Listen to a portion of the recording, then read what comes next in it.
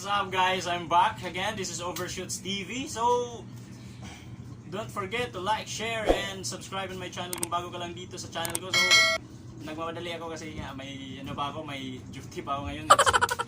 It's already 3 PM. Okay, so for today's vlog, mag-unbox ako ng EVO-GSX3000 Kizumi edition. So, for today, papakita natin yung mga bagong features ng EVO-GSX3000 na version 2 Kizumi edition at simulan na natin, huwag na natin patagalin. Let's go!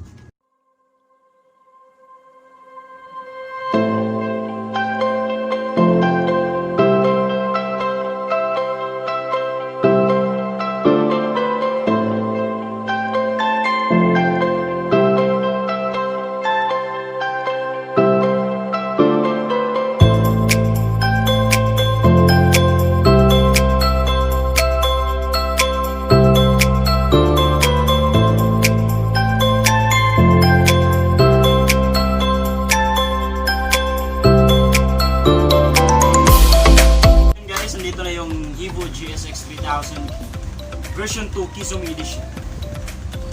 Okay.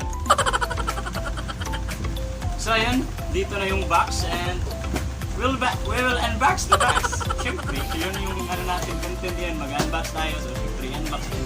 So what? Ano nga ba ang meron sa EVO-GSX3000 version 2 na box?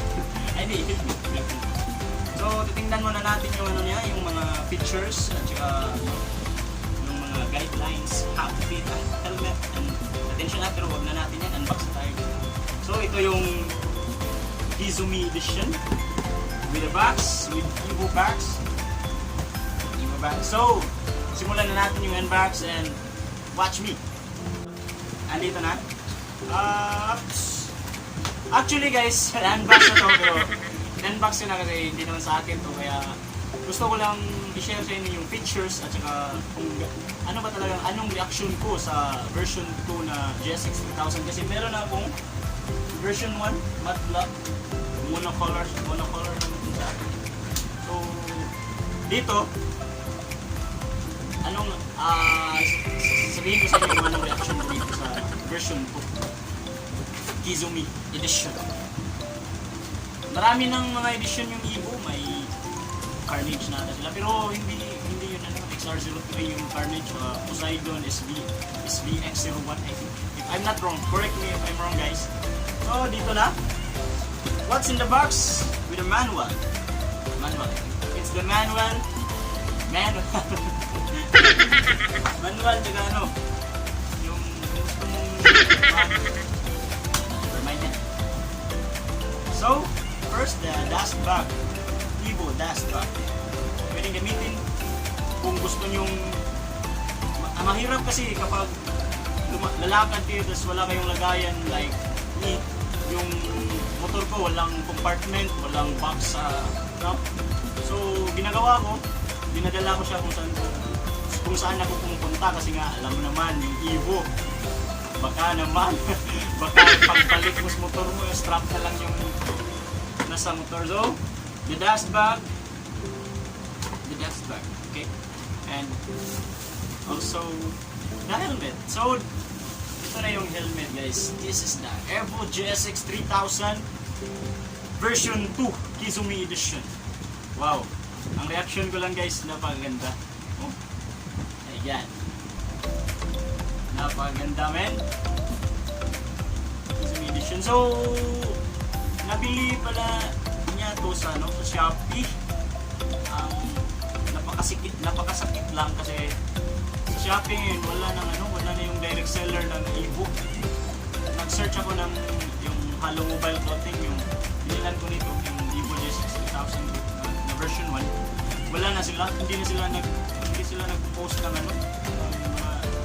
yung GSX, SVX01, XR03. So, binili niya to, reseller na.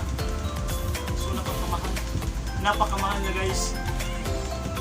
I think the EVO-GSX3000 version 2 Kizumi, yung SRP niya around 3.6 or 3.7, ganyan lang, pero nabili niya to worth 4.6. Sa mga reseller naman, huwag naman yung patungan ng patungan. We respect your price as a buyer, but respect us also as a seller, respect the buyer because alam nyo naman na yung panahon ngayon, pandemya, tas grabe naman kayo kumatong.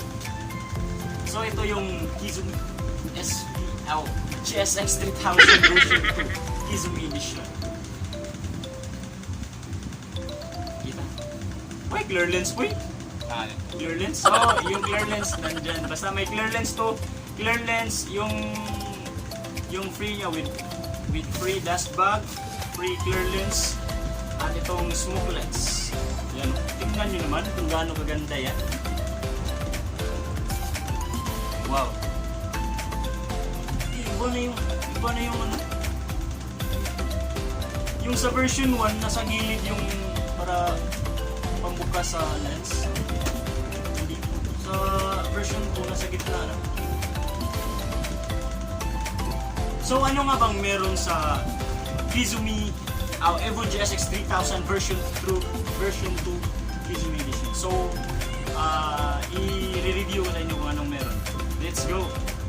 So the EVO-GSX3000 version 2 Kizumi edition comes with an aggressive spoiler. So maganda na, mas tumangos yung spoiler niya guys. Sa EVO-GSX3000 okay naman siya, pero mas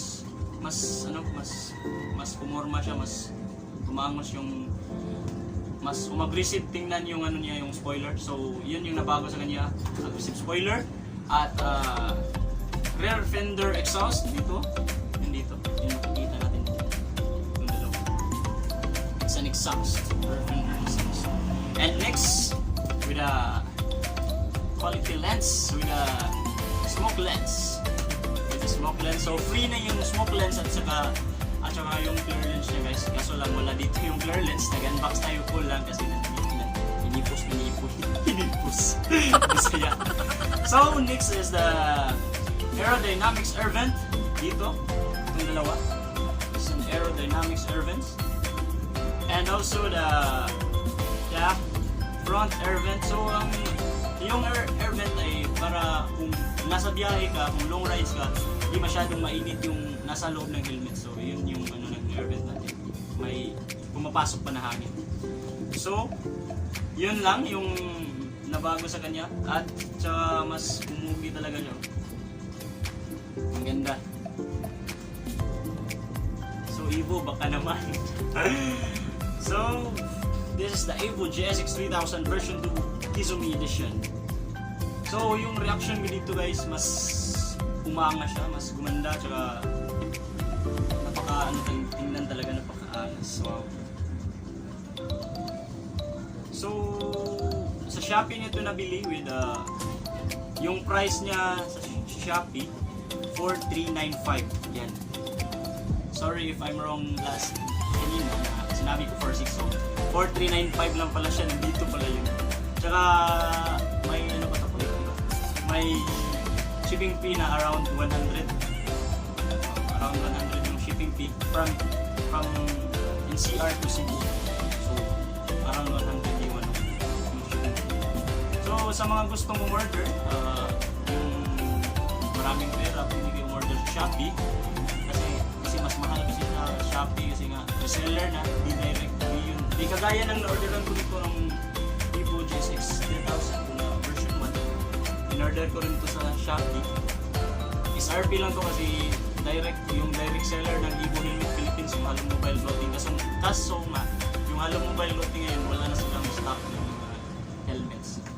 So, kung marami-rami naman yung pera nyo, pwede kayong order sa Shopee. Pero kung yung gusto nyo talaga, yung SRP lang, so dito sa Cebu meron tayong dalawang store na isa lang palang store pero dalawa yung branch nila sa Cebu. So yun yung Team Graffiti Cebu. So meron sila sa Mandawi at sa Banawa. So yung gustong order pwede yung pumunta dun kasi nga wala pala silang order, so walang reservation. So kung sinong mauna, yun yung makukuha nyo. So, abang-abang lang kasi nga palagi silang out of stock. Yan, grabe yung Evo yun. Evo #1. So yun lang guys, at I hope na gustuhan niyo yung yung vlog ko, at saka salamat, shout out nga pala sa nandito sa may-ari si Jeffrey at saka Kipan. Shout out, so salamat, thank you for letting me borrow your helmet para ma-feature nato dito sa tong vlog. Wala na ko yung vlog, so rides ay wala pang schedule sa rides ko kasi nga yung bagong nabili yung action cam wala pang SD card, napaka talaga pag wala tayong pera.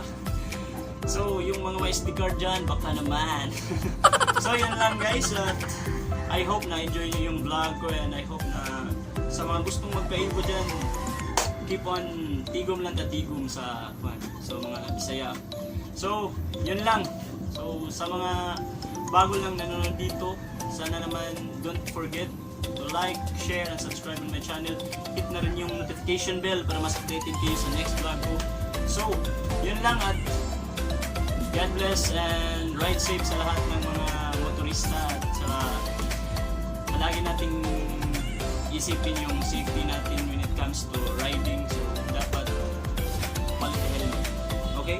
So ride safe and flying peace all.